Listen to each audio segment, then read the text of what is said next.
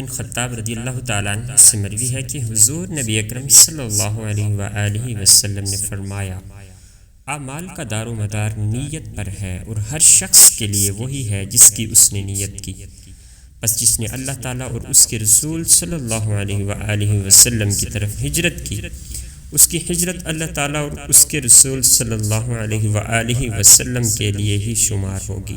اور جس کی ہجرت دنیا حاصل کرنے یا کسی عورت سے شادی کرنے کے لیے ہوئی تو اس کی ہجرت اسی کے لیے ہے جس کی طرف اس نے ہجرت کی۔ حضرت عائشہ رضی اللہ تعالیٰ عنہ سے مروی ہے کہ حضور نبی اکرم صلی اللہ علیہ وآلہ وسلم نے فرمایا، فتح مکہ کے بعد مکہ مکرمہ سے ہجرت نہیں، ہاں جہاد اور نیت باقی ہے۔ جب تمہیں جہاد کی طرف بلایا جائے تو فوراً نکل پڑو۔ نبی کریم صلی اللہ علیہ وآلہ وسلم نے فرمایا، جب دو مسلمان اپنی تلواروں کے ساتھ ملیں، آپس میں لڑیں تو قاتل اور مقتول دونوں جہنم میں ہیں۔ میں نے عرض کیا، یا رسول اللہ، قاتل کے متعلق تو درست ہے لیکن مقتول کیوں؟ فرمایا، کیونکہ وہ بھی اپنے حریف کو قتل کرنے کا تمنائی تھا۔ حضرت ابو ہریرہ رضی اللہ تعالیٰ عنہ سے روایت ہے کہ حضور نبی اکرم صلی اللہ علیہ وآلہ وسلم نے فرمایا، بے شک اللہ تعالیٰ نہ تمہارے جسموں کو دیکھتا ہے اور نہ ہی تمہاری صورتوں کو، بلکہ وہ تمہارے دلوں کو دیکھتا ہے۔ اور ایک روایت میں یہ الفاظ ہیں، بے شک اللہ تعالیٰ تمہاری شکلوں اور تمہارے اموال کو نہیں دیکھتا، بلکہ وہ تمہارے دلوں اور تمہارے اعمال کو دیکھتا ہے۔ حضرت سہل بن سعد سعدی رضی اللہ تعالیٰ عنہ سے مروی ہے کہ حضور نبی اکرم صلی اللہ علیہ وآلہ وسلم نے فرمایا، مومن کی نیت اس کے عمل سے بہتر ہے اور منافق کا عمل اس کی نیت سے بہتر ہے، اور ہر ایک اپنی نیت پر عمل کرتا ہے۔ پس جب مومن کوئی نیک عمل کرتا ہے تو اس نیک عمل کی برکت کے باعث اس کے دل میں نور پھوٹ پڑتا ہے۔ حضرت عبداللہ بن عمر رضی اللہ تعالیٰ عنہ سے روایت ہے کہ بے شک حضور نبی اکرم صلی اللہ علیہ وآلہ وسلم نے فرمایا، لوگوں میں سب سے زیادہ عقل مند وہ ہے جو دنیا کی محبت کو سب سے زیادہ چھوڑنے والا ہو۔ حضرت سہل بن سعدی رضی اللہ تعالیٰ عنہ روایت کرتے ہیں کہ ایک آدمی حضور نبی اکرم صلی اللہ علیہ وآلہ وسلم کی خدمت میں حاضر ہوا اور اس نے عرض کیا، یا رسول اللہ صلی اللہ علیہ وآلہ وسلم، مجھے کوئی ایسا عمل بتائیں جسے کرنے سے اللہ تعالیٰ بھی مجھ سے محبت کرے اور لوگ بھی۔ اب صلی اللہ علیہ وآلہ وسلم نے فرمایا، دنیا سے بے رغبت ہو جا، اللہ تعالیٰ تجھ سے محبت کرے گا، اور جو کچھ لوگوں کے پاس ہے اس سے بے رغبت ہو جا، لوگ بھی تجھ سے محبت کریں گے۔ حضرت ابو ہریرہ رضی اللہ تعالیٰ عنہ سے روایت ہے کہ حضور نبی اکرم صلی اللہ علیہ وآلہ وسلم نے فرمایا، اللہ تعالیٰ فرماتا ہے، اے ابن آدم، تو میری عبادت کے لیے فارغ تو ہو، میں تمہارا سینہ بے نیازی سے بھر دوں گا اور تیرا فکر و فاقہ ختم کر دوں گا، اور اگر تو ایسا نہیں کرے گا تو میں تیرے ہاتھ کام کاج سے بھر دوں گا اور تیری محتاجی کبھی ختم نہیں کروں گا۔ حضور نبی اکرم صلی اللہ علیہ وآلہ وسلم نے فرمایا، جب تم دیکھو کہ کسی شخص کو دنیا میں زہد اور کم گوئی عطا کر دی گئی ہے تو اس کا قرب حاصل کرو، کیونکہ اسے حکمت عطا کر دی جاتی ہے۔ حضرت ابو ہریرہ رضی اللہ تعالیٰ عنہ سے مروی ہے کہ حضور نبی اکرم صلی اللہ علیہ وآلہ وسلم نے فرمایا، دنیا مومن کا قید خانہ اور کافر کی جنت ہے۔ حضرت ابو ہریرہ رضی اللہ تعالیٰ عنہ سے مروی ہے کہ حضور نبی اکرم صلی اللہ علیہ وآلہ وسلم نے فرمایا، دنیا سے بے رغبتی دل اور جسم دونوں کو سکون بخشتی ہے، دنیا سے محبت غم و حزن میں اضافہ کرتی ہے، اور فحش کلامی دل کو سخت کر دیتی ہے۔ نیک لوگ دنیا سے بے رغبتی کے علاوہ کسی اور چیز کے ساتھ خوبصورت نہیں لگتے۔ حضرت عمران بن حسین رضی اللہ تعالیٰ عنہ سے مروی ہے کہ حضور نبی اکرم صلی اللہ علیہ وآلہ وسلم نے فرمایا، جو شخص دنیا سے کٹ کر صرف اللہ عز و جل کی راہ کی طرف ہو جائے، اللہ تعالیٰ اس کی ہر ضرورت پوری کرتا ہے اور اسے وہاں سے رزق دیتا ہے جہاں سے اسے وہم و گمان بھی نہ ہو، اور جو شخص اللہ تعالیٰ سے کٹ کر دنیا کی طرف ہو جاتا ہے تو اللہ تعالیٰ اسے اسی دنیا کے سپرد کر دیتا ہے۔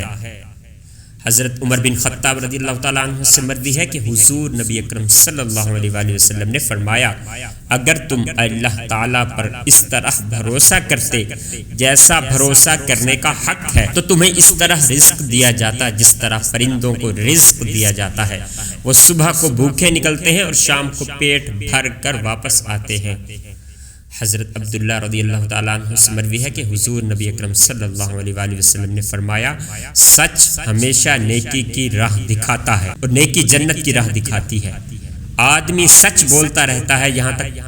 وہ صدیق سچا بن جاتا ہے، اور جھوٹ بدی کا راستہ دکھاتا ہے اور بدی دوزخ میں لے جاتی ہے۔ آدمی جھوٹ بولتا رہتا ہے یہاں تک کہ اسے اللہ تعالیٰ کے ہاں جھوٹا ہی لکھ دیا جاتا ہے۔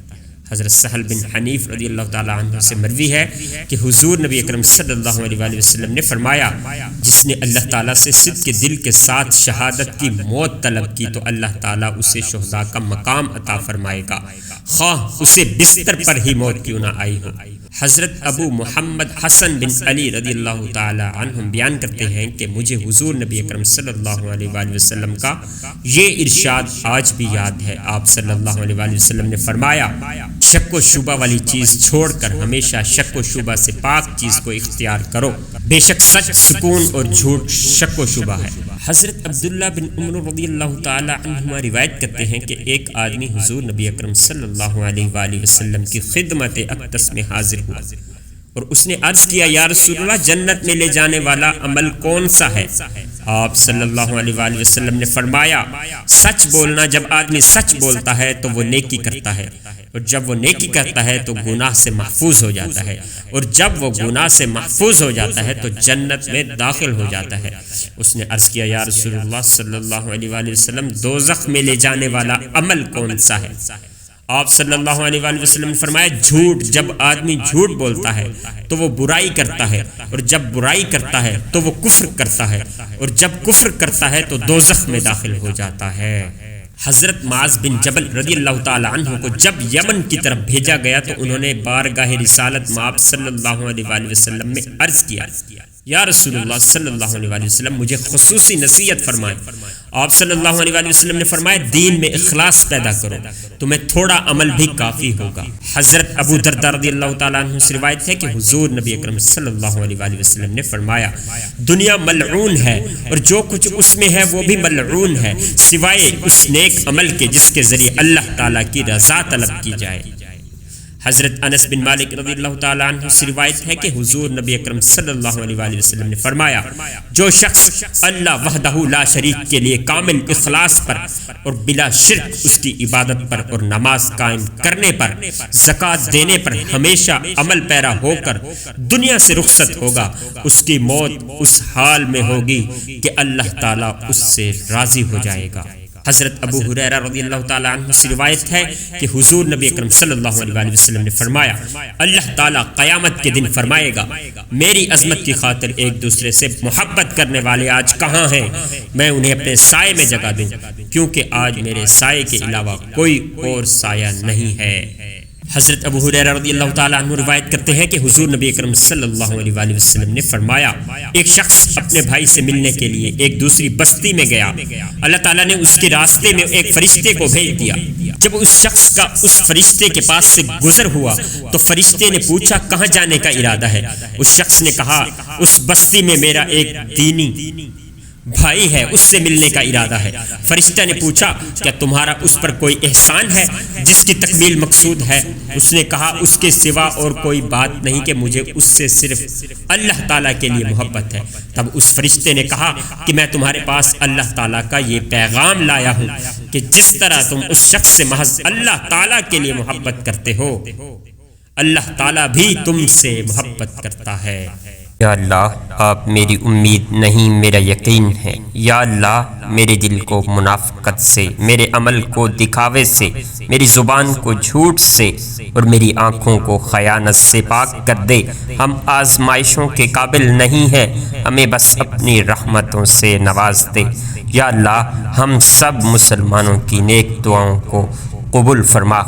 حاضرین محترم، اگر آپ کو یہ حدیث مبارکہ کی ویڈیو میری پسند آتی ہیں تو میری حوصلہ افزائی کے لیے اس چینل کو ضرور سبسکرائب کیجیے اور بیل آئیکن کا بٹن ضرور دبائیے تاکہ آنے والی ہر نیو ویڈیو حدیث پاک کی آپ تک بر وقت پہنچ جاتی رہے۔ اللہ پاک آپ سب کا حامی و ناصر ہو۔ السلام علیکم ورحمۃ اللہ وبرکاتہ۔